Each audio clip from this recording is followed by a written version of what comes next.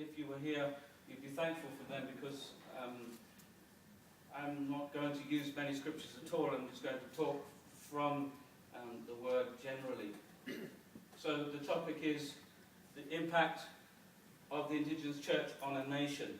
I should also say that for me, I am a preacher and a teacher. I'm not really a very practical person, so my ministry is very different to others in missionary ventures. But I believe that God has created a tapestry and an expression that is broad and multifaceted, and all of it is good, and all of it expresses God's work in the earth, and particularly through us.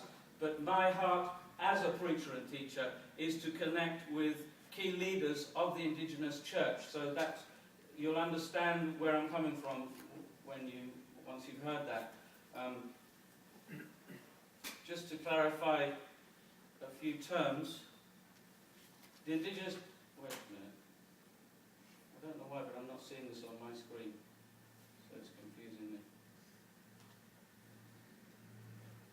Yeah, that's it. Okay. Just a few terms. Political nation is the way we think of the word nation. I was talking about the impact of the Indigenous church on a nation. And in some cases, in some of our fields of operation, including Eric's, I understand really you're talking about a political nation, because the nation may not have disparate people groups.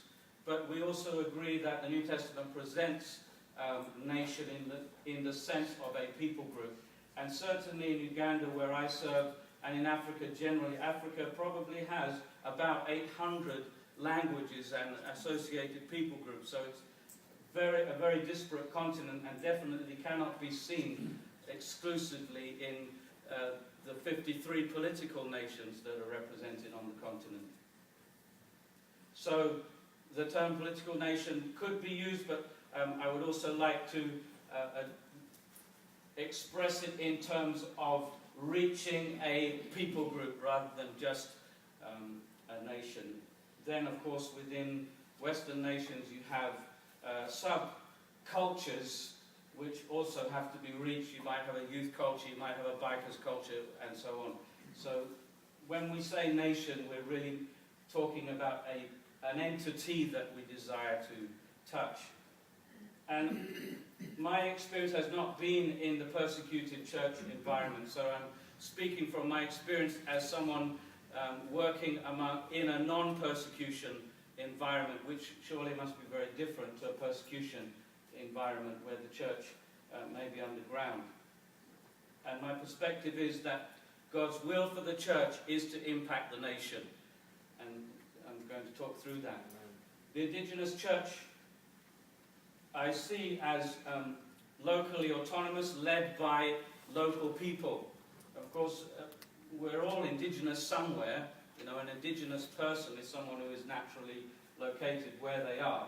So, a church down the road in Orlando is probably Indigenous. And we shouldn't just exclusively use the word Indigenous for foreign mission fields, because every field is a mission field, and even pastors here in the States are reaching Indigenous people. So the teaching could apply to any location. But essentially an Indigenous church is not dependent on anyone else for its leadership. It's not directed by foreign influences. But we as a mission come and undergird, support, encourage, stand alongside, walk with the Indigenous leadership, and very much are directed by their vision.